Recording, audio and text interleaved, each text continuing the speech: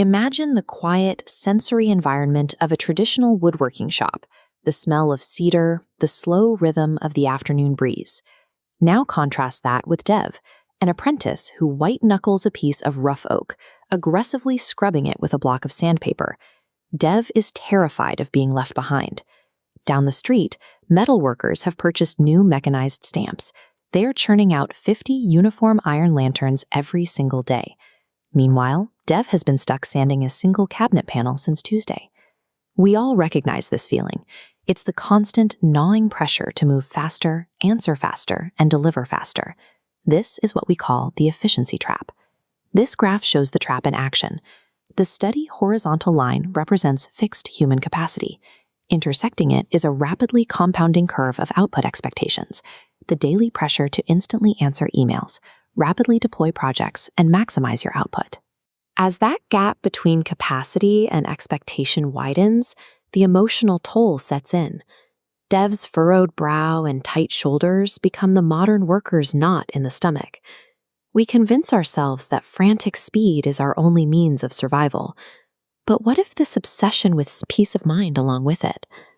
Dev's master, Vardhan, answers this panic without saying a word.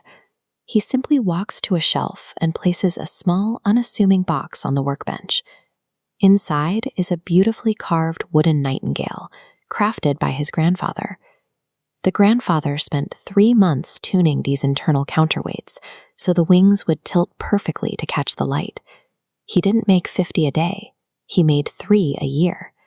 When you force raw wood to bend too quickly under steam, it splits. The material physically rejects the rush.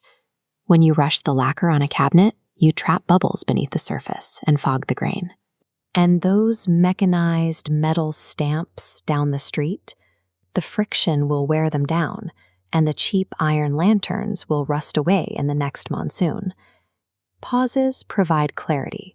Intentional slowness gives a creator the necessary space to identify a flaw and fix it before it hardens into a permanent defect. Prioritizing speed over process guarantees a brittle, temporary result. Intentional slowness is the absolute mechanical requirement for resilient, lasting quality. Engraved deeply into the bottom of that wooden nightingale is a striking phrase: "The river moves fast, but the valley shapes the journey." These chaotic, fast-moving vectors represent the river. Efficiency grants immense volume and forward momentum, but volume alone is just a flood. The solid boundaries appearing here act as the valley. Intentional pauses provide the limits required to direct that volume toward a meaningful destination. Looking at his own rough oak panel, Dev's anger deflates. He picks up his sandpaper again, and his frantic scrubbing is replaced by a quiet, steady, and measured focus. True mastery requires you to build your own valley. You cannot stop the fast flow of modern work, but you can build intentional boundaries to guide your efforts without being swept away by anxiety. These rules translate entirely to a modern career. Every proposal you write, every project you deploy, and every line of code you commit is a piece of a professional legacy. For example, instead of rushing a first draft proposal to a client simply to appear fast, hold it for 24 hours. You use that delay to review it with a fresh mind and catch strategic flaws before they ship. This chart illustrates the concept in software development. Quick fix bars start low, but technical debt compounds massively over a few months, breaking the software. Slow implementation demands more upfront time to write clean code, but drops future error rates to near zero. These professional delays are the modern equivalent of letting the lacquer dry. They prevent the trapped bubbles from ruining the finish. In high-stakes environments, your ultimate value comes from your reliability and strategic clarity. You achieve that state by actively refusing the pressure of rapid, mindless delivery. To survive a standard workday, you need actionable tools to build firm valleys within the fast river of your inbox. Start with the 5-minute buffer.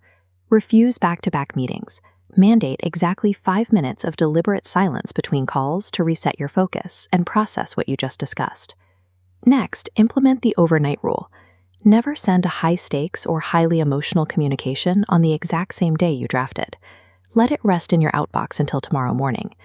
The fast metal workers get paid today, and their work is forgotten tomorrow. The deliberate work of a master lasts for 50 years because anyone who holds it knows a human being cared enough to take their time. Taking intentional, quiet pauses elevates the quality of your output. But most importantly, it replaces frantic daily anxiety with a profound inner calm, leaving behind a lasting professional legacy.